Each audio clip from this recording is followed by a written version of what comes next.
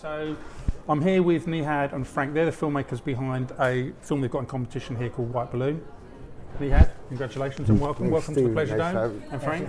Yeah. Thanks for having me, guys. Steve. Okay, Nihad, please tell us what this film is about. The movie is a documentary biography. It's a true story on my time back in 1992 during the war in Bosnia and Herzegovina. I spent over 200 days in a concentration camp in Omarska, and so 20 years fast forward, I went back to the site. I shot the camp and I wrote the script, and I made this movie called White Balloon as a which is already multi-awarding, Vienna, Amsterdam, Hollywood, isn't it? Yeah. And the movie is, I used the whole movie for personal healing after the time in the camp, and hoping that it can help other people to heal and to recover from this. And the most important thing is the movie is a voice for all these people that lost their lives and their dreams. I kept this movie to keep their dreams and voice alive. Yeah, and I know we had a quick chat before the film before the interview started, and I think it's worth pointing out to, I don't know, the people that may be ignorant, that's the wrong phrase, but I think it's worth pointing out that this is an incredibly recent event, and we are actually incredibly close geographically in Italy to, well, in fact anywhere in Europe, frankly. Yeah. And that's important, I think, particularly what's going on at the moment.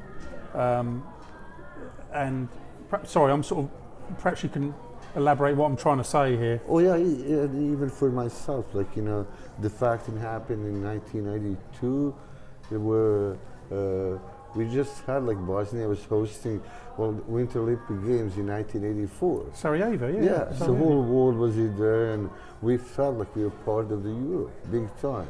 And it happened in the middle of the Europe, in the beginning of the 90s. It was shocking to us. And it lasted for such a long time, you know. Like Sarajevo was under the siege for 4 years, while whole world was watching this.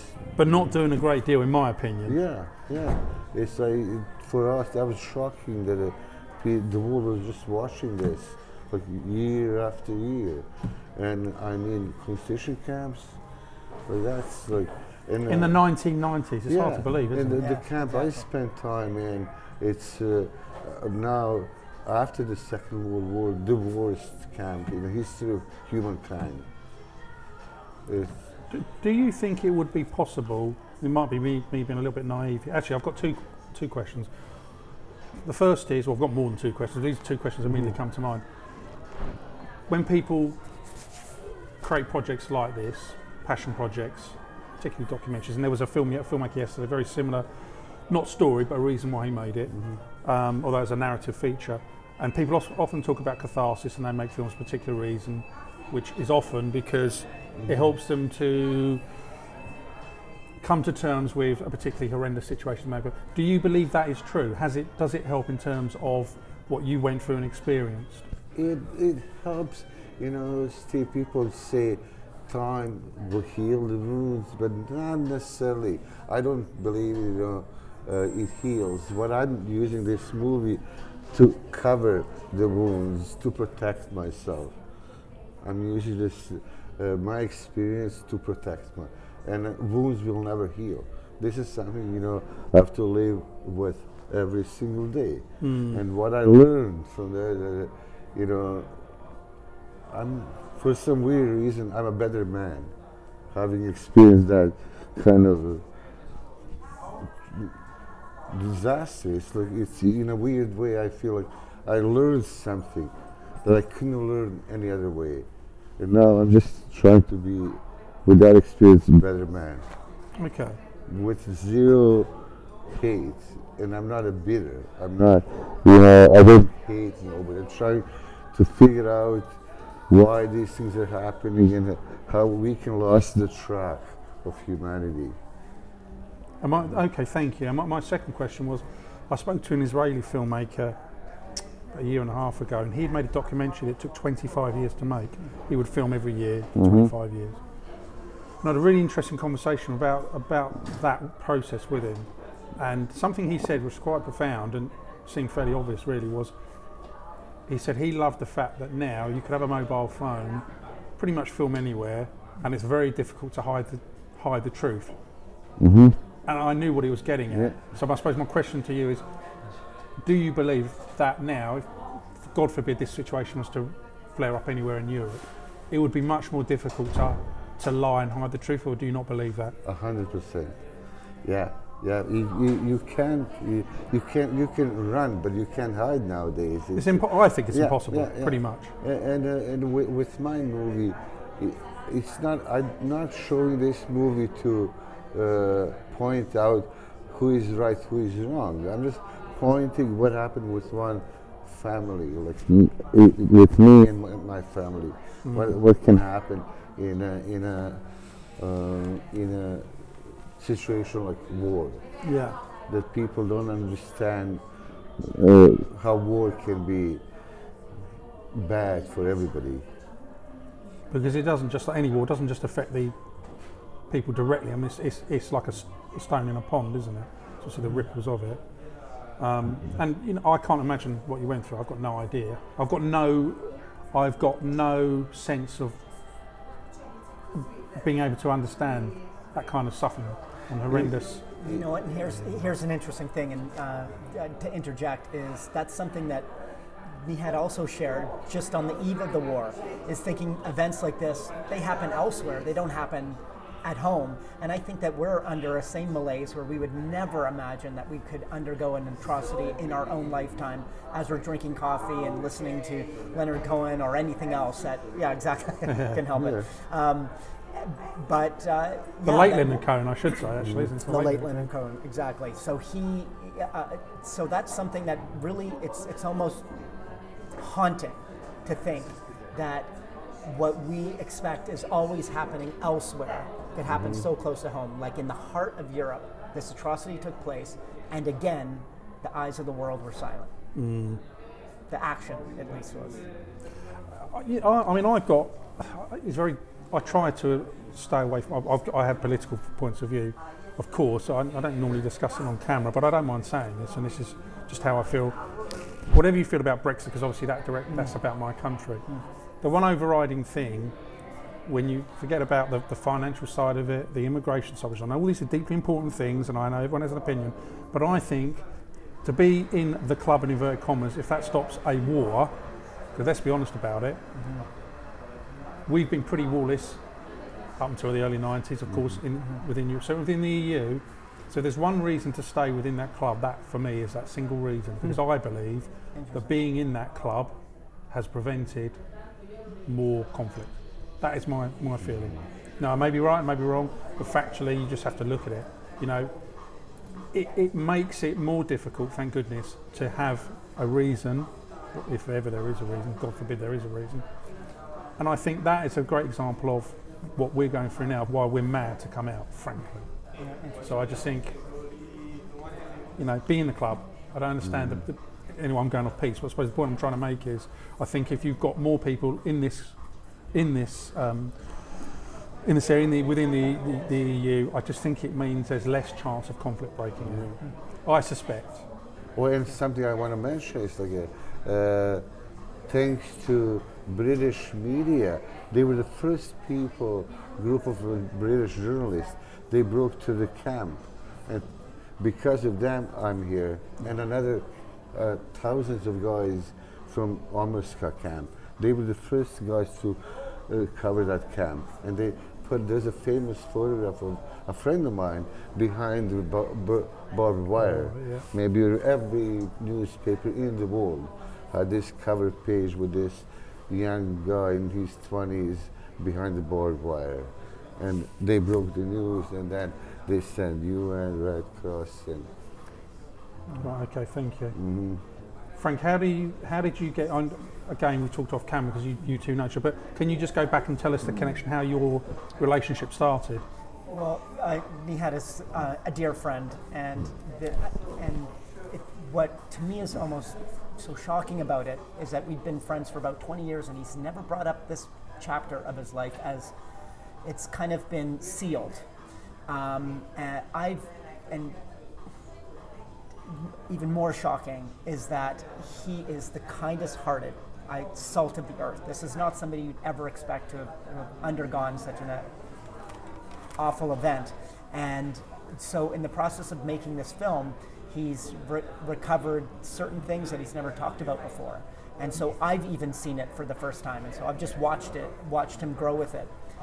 And when you watch the film, you'll note that the narration is done in one take. I don't know if you like. I didn't realise it was done in one take. One take. Wow. He sat down and for the first time just narrated it. No script, and that voice leads the film. And for me, I felt like even though we've been dear friends and I've known him for so long, here is a part of his life I knew nothing about, and I was watching it for the first time on screen. And how did you get? Because again, we talked earlier, and very interesting, fascinating. Your education, quite far removed from filmmaking, but there's always a reason people drop into these things. And how did? Because I assume, and unless I'm completely wrong, you never planned to be involved in filmmaking. So how did that happen? What did you? Presumably you wanted to become, I don't know, to teach. I don't know. Yeah, well, my profession is a professor in history and architecture, but Nihat's film, I think it touches us all, and. For me personally, just seeing how he developed it entirely on his own, that whatever small amount of support that I had as being, is really nominal. So I'm really here as a friend. And you particularly wanted, unless I'm wrong, to highlight as part, a big message of this film is immigration and refugees. Well, and isn't that one of the most pressing issues of our time? Of course, yeah. I mean, think about it. Yeah, of course. In this film, it's like a harbinger of where we're at now, even though it took 25 years ago. To me, it doesn't make no sense, Steve, if we have people coming from some place, running for their life, from disaster, and here we are, and we say, no, we don't want you. You go back. Like, it makes me I'm with sick. you, don't worry. I'm with you. I mean, if we have 20 me. penguins coming to, we'll be like, let's save the penguins. Let's save the whatever animals. But here we have like people coming in, running for life. And who gives right to you or me to say, no, you go back and die? It's a huge problem, but I think some of the rhetoric that's used by people from all walks of life and in positions of power, one country in particular at the moment, with one particular person running that country, is extremely worrying. And you probably can guess who I'm talking about, yeah? Not rocket science. Bizarre, you know. And when you see the kind of tweets that are going out, ones I can allude to only yesterday or a couple of days ago, that our country is now becoming broad in, quite rightly, because we are, thank God, calling them out for this. You kind of wonder what kind of guy that bloke is, who I'm not naming, but I'm talking about, because it's very, very difficult for the ordinary layman or woman to be able to understand what earth is going on in this guy's head. And for us, Steve, look, we live in Canada, which is probably, in my mind, the best country, period, where there's a room for everybody. Like, we have like, from every corner of the world, people living there. There's a room for everybody. And that makes us rich with, like, having this mixed, multicultural country. It's remarkable. I agree. I also think that if you want to talk about immigration, how many of us, if you just go back 2 or 3 generations, are immigrants? One generation, my mother's from South Africa, as an example, So we're all immigrants. Yeah. It's. I just don't get it. I don't understand. I understand we have huge problems in terms of, money and housing and education and healthcare and things are being squeezed. I get all that. But you know, there must be another way, and without lambasting people that are coming to our countries. Because it, to me, it has echoes of a period from just 70 years ago, you know? And I know obviously more the 1990s, but let's be honest about it, you know, what happened in the Second World War and what happened to you, they're similar in terms of, you know, are we really, that we're not, it's recent history, you know? And it's scary. I mean, just very recently, the war criminals that were tried at The Hague. Yeah. I mean, this is happening right now. Denying it as they always do. Or The same old shit. cyanide. Yeah. And I don't have a problem with it because the truth is, you know, you watch any kind of news, they'll tell you. Yeah. And that kind of gets back to what I was saying earlier about it's very difficult, thank God, to, certainly in the last 5 to 10 years with the technology and the mobile phones now, to pull away from that truth, because it's almost, if someone's there over phone, it's going to be very difficult to deny it. Yeah, I think you hit the nail on the head on the head there. I mean, to think that one British journalist with that photograph changed the lives of so many people. Can you imagine what social media could do today? Absolutely. There was the incident on, I can't remember which, and I'll be careful not to mention the American-based airline where this guy was dragged off the plane. Yeah, right. You know the one I'm talking about, and some people had the phones out, didn't they? And the airline tried to not hush it up, but they were going, "Oh, this is our point of view." But actually, when you saw the footage, you're like, "No, that's just completely unacceptable." But you know, there's a flip side to that, which is how easily you could engender news that isn't correct. Yeah, you can have fake news. Yeah, it's fake news. Just by doing the same, you know, it's that's true. the same thing. Yeah, I suppose you've got to see it in the round, actually. No, that's a fair point. And in fact, that tweet that I'm alluding to, it was completely wrong because the way he had portrayed it was completely erroneous. Right. So that's a good example of fake Precisely. news. Yeah. So you've got to be you're right. You've got to be very careful how you present it, and that's a fair point. Right. You know, I suppose you've got to be careful of that. But can you tell us a bit about? You've got another project coming up here, Seven Sacred Laws. Could you? Well, this is a new documentary, probably same length, under 30 minutes. It's called Seven Sacred Laws. It's based on 7 sacred teachings in Aboriginal culture in Winnipeg. And Frank, Frank, to interrupt. Frank's involved, of course. In Absolutely, that, Frank is heavily. We have same elder in Canada.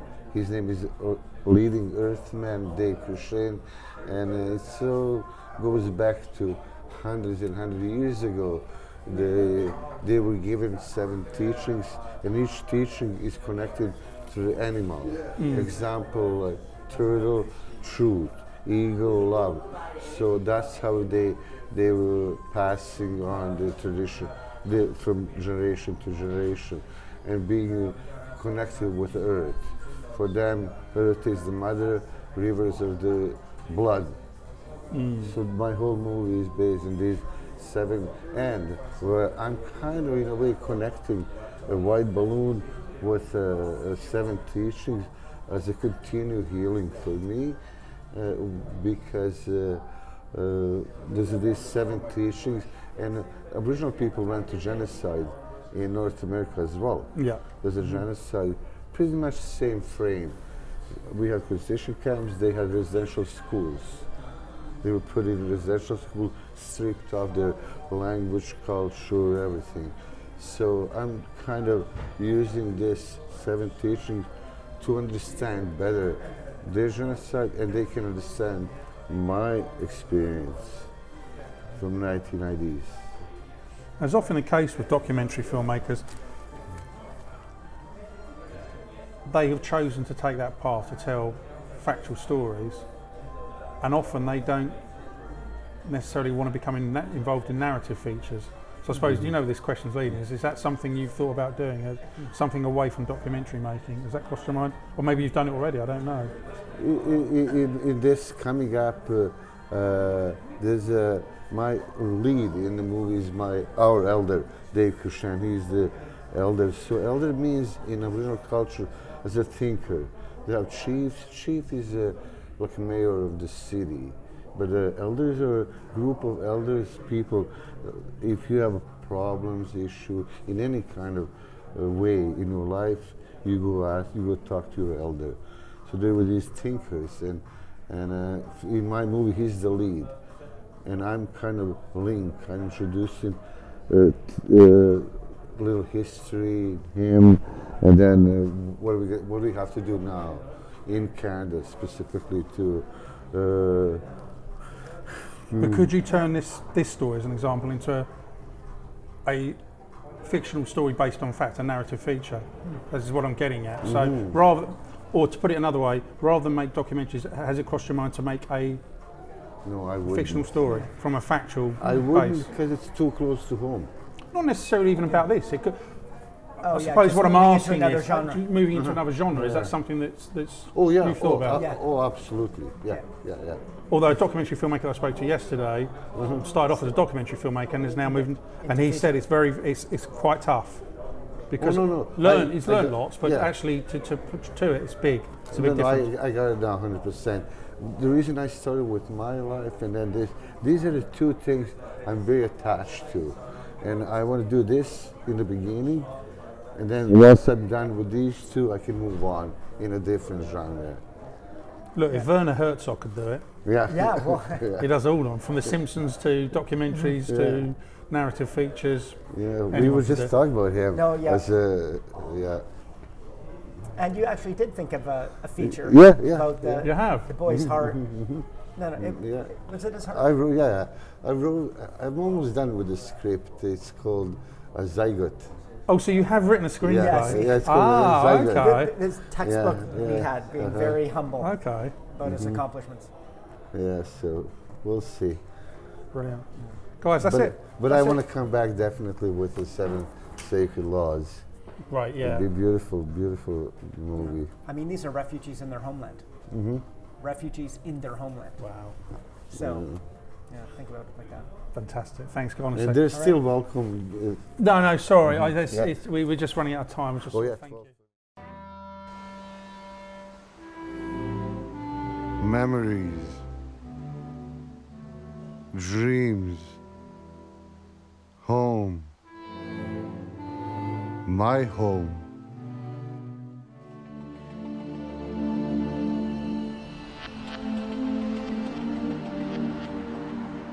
It's been over 20 years since my own personal struggle started.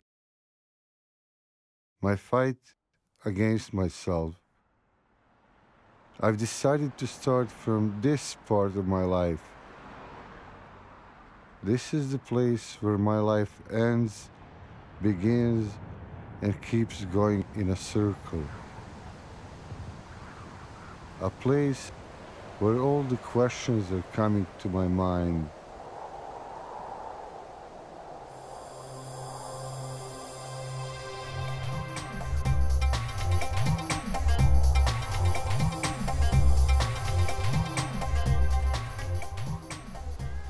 Fear and sorrow are all that I've known. They are my shelter and my home.